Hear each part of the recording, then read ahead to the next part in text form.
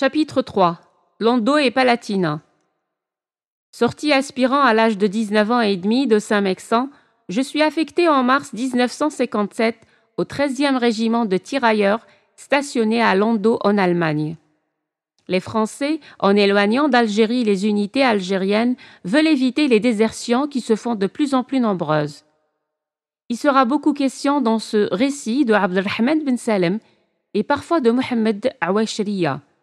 Au mois de mars 1956, ces deux hommes, anciens d'Indochine, mettent à sac la caserne d'El Pteha, non loin de Souqaras, après avoir neutralisé les officiers européens. Ils rejoignent l'ALN avec tout l'armement de la compagnie.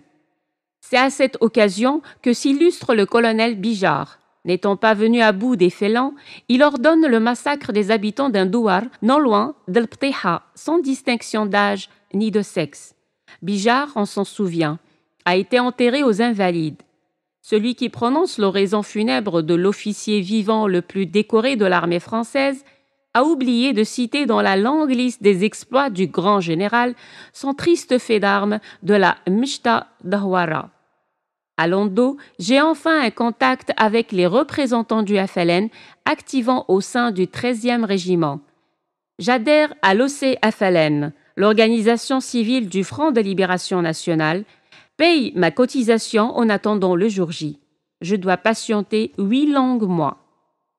Je suis à Lando après que le lieutenant Rahmani eut écrit au nom de 56 officiers algériens une lettre au président de la République française qui demande qu'il soit épargné aux Algériens servant dans l'armée française de tirer sur leurs frères. Comme la réponse tarde à venir, les 56 officiers se réunissent pour décider des suites à donner à leur demande. Certains, tels Abdelkader Chabou, Mohamed Zarghini, Mohamed Boutella, Ben Abdelmoumen, Othman Saïs et quelques autres décident de se mettre à la disposition de l'ALN, pendant que d'autres choisissent de rester dans l'armée française. La redécouverte par les Algériens une fois les 3 guerres finies, la première, la seconde et celle d'Indochine, dans lesquelles beaucoup d'entre eux ont laissé leur santé et souvent leur vie, que rien n'avait changé et que rien ne changerait jamais dans une Algérie de papa, rivée à ses privilèges, aboutira à la rupture violente avec l'ordre colonial. Le ralliement des soldats algériens au FLN pendant la guerre de libération n'est pas né par génération spontanée. Il est le résultat d'une lente et fatale évolution. Lorsque la lutte armée commencera, jamais dénomination voulue criminalisante par les Français ne fut aussi fièrement assumée par ceux qu'elle ciblait. Hors la loi, oui, hors la loi française enfin. Le passage à l'acte, c'est-à-dire au déclenchement de la lutte armée, viendra des militants indépendantistes Mustafa Ben Boulaïd, Karim Belkacem, Ammar Ouamran, Ahmed Ben Bella, Mohamed Boudiaf et des dizaines d'autres patriotes jetés par les Français dans des guerres qui ne les concernaient pas. Avant eux, l'émir Khaled, colonel de réserve dans l'armée française, était passé par les mêmes expériences. Bercé par des promesses jamais tenues, il finit par adhérer à l'Étoile nord-africaine, parti politique créé pour faire aboutir la revendication indépendantiste des Algériens. Ses illustres prédécesseurs ont montré la voie aux jeunes Algériens, membres de l'armée française qui, dès le déclenchement de la Révolution, ont rejoint l'ALN. J'ai rencontré d'innombrables Saïd l'Indochine, Lakhdar l'Indochine, Mohamed Cassino ou Ahmed, 86. Un capitaine dont j'ai perdu le nom, signataire également de la lettre des 56, essaye, au cours d'un dîner, de nous convaincre de n'écouter que la voix de la sagesse, c'est-à-dire de ne pas déserter. Ces responsables l'ont sans doute chargé de nous déradicaliser. Cet officier sera affecté dans une caserne chargée du recrutement à Tébessa. Mais il n'est pas seul à prôner la loyauté. Le commandant Derdour, les officiers Lakhdar et Safir ont eux aussi opté pour la France. Lakhdar est blessé la veille de l'Aïd al-Adha, près du quartier militaire par le sergent Zarzouri. Le lendemain matin, j'apprends que la sécurité française sait que l'auteur de l'attentat, après avoir tiré sur Lakhdar, s'est faufilé à l'intérieur de la caserne. L'organisation clandestine de Lando tente alors de lui faire quitter l'Allemagne, mais comme le contact avec la Fédération de France du FLN est rompu, il est arrêté à la frontière et conduit à la prison de Lando.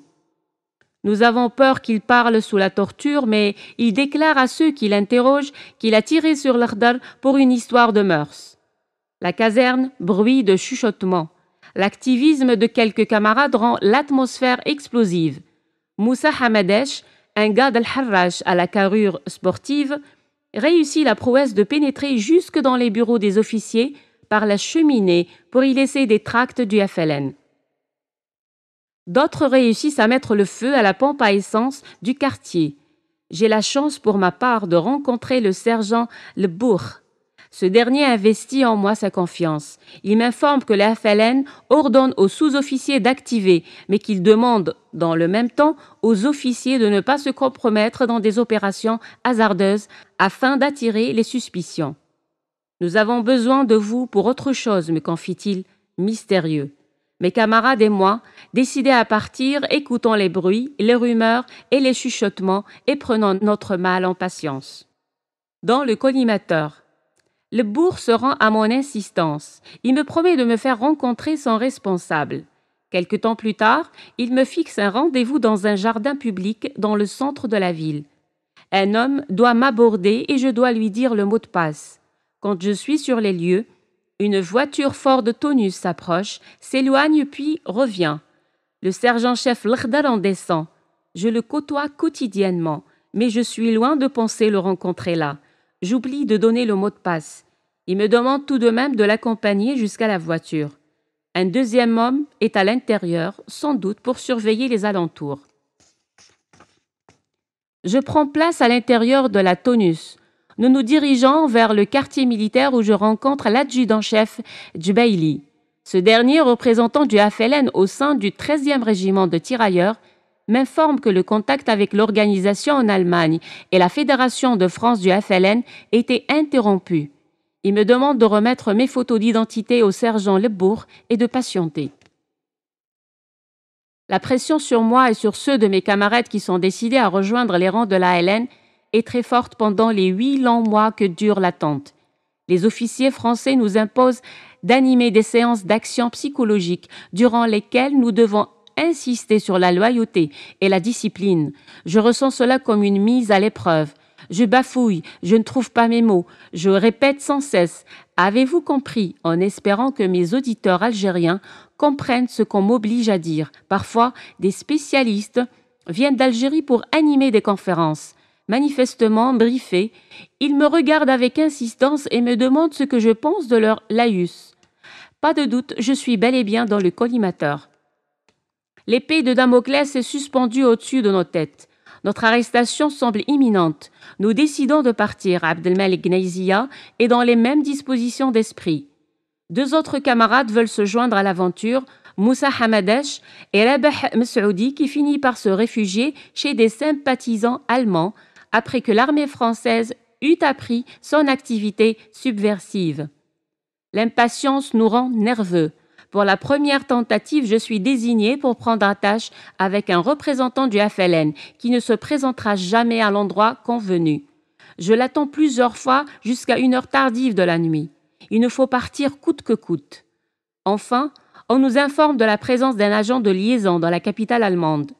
L'homme doit nous conduire à bon port. Le jour venu, j'informe mon adjoint que je serai en retard à la séance de tir, expliquant que, risquant de veiller ce dimanche, je le rejoindrai plus tard au champ de tir, distant de 6 kilomètres de la caserne. Le matin, nous prenons notre petit déjeuner au mess des sous-officiers, plus proche du lieu du rendez-vous. Et, suivant les recommandations de l'agent de liaison, nous allons aux toilettes à tour de rôle pour brûler nos papiers et les faire disparaître dans un maelstrom d'eau. Le point de non-retour. Nous devons, en cas de contrôle par les Allemands, expliquer que nous sommes Tunisiens ou Égyptiens. Au consulat de ces pays frères, on aurait confirmé nos dires. La consigne dans ces chancelleries est de recevoir les jeunes Algériens qui se présentent et de leur fournir la couverture nécessaire en attendant qu'ils soient pris en charge par le FLN. À l'endroit convenu à quelques mètres du mess des sous-officiers, un camarade nous attend. Il appartient à la famille Abd Smot de Batna. Je le reconnais malgré son béret et sa canadienne. J'ai l'habitude de le voir qu'en tenue militaire ou en civil. Me voyant étonné de son accoutrement, il me rassure et m'invite à le suivre jusqu'à un bois où est garée une voiture Volkswagen.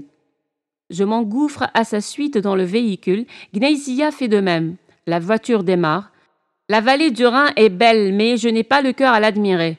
Abdesmad nous informe que nous passerons la nuit dans un lieu peu suspect pour éloigner les soupçons.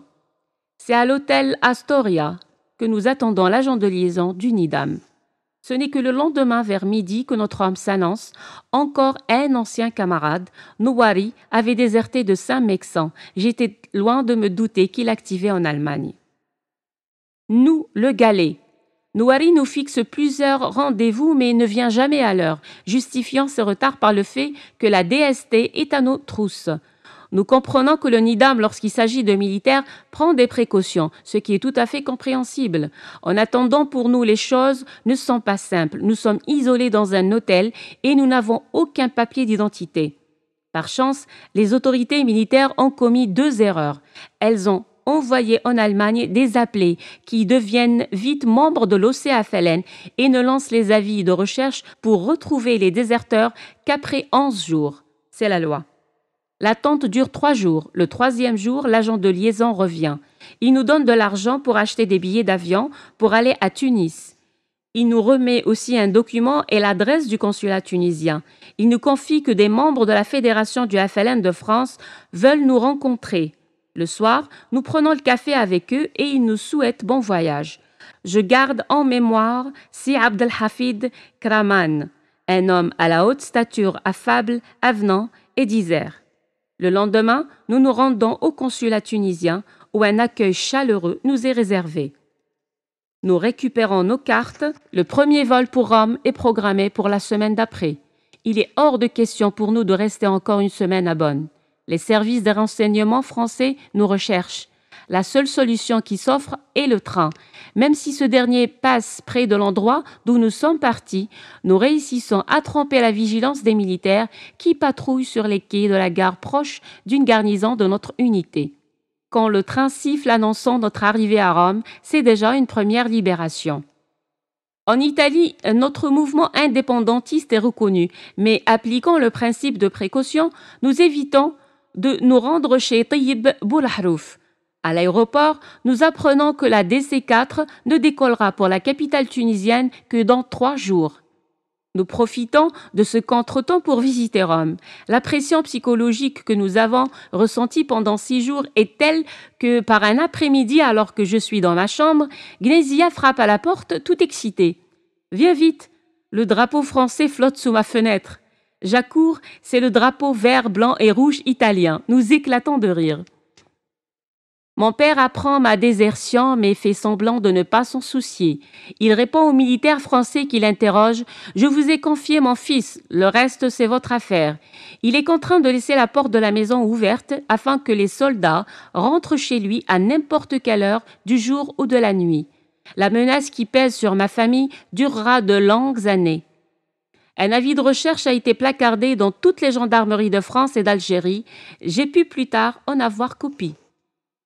Nous, le galet, magistrat militaire de 8e classe, juge d'instruction au tribunal militaire d'armée du quartier général du général commandant en chef des forces françaises en Allemagne, siégeant à Aspect 69 002.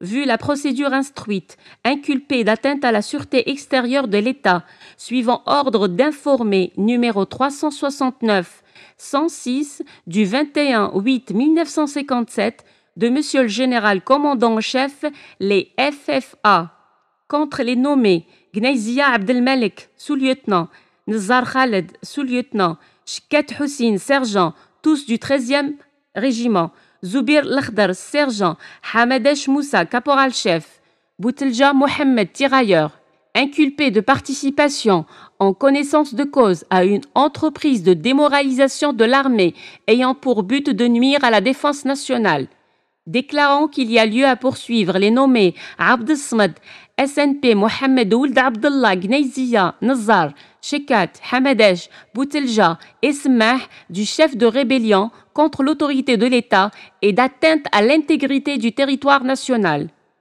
Attendu que les faits sus-énoncés constituent les crimes et délits prévus et réprimés par les articles 84 et 88 du Code pénal, vu les articles 163 et 177 du Code de justice militaire. Renvoyons les nommés Abdessamad, SNP Mohamed Ould Abdallah, Gnezia, Nizar, Shekat, Hamadesh, Boutelja, Semmah et Zarzouri devant le tribunal militaire d'armée du quartier général du général commandant en chef des forces armées françaises en Allemagne pour y être jugés conformément aux lois. Signé Le Gallais.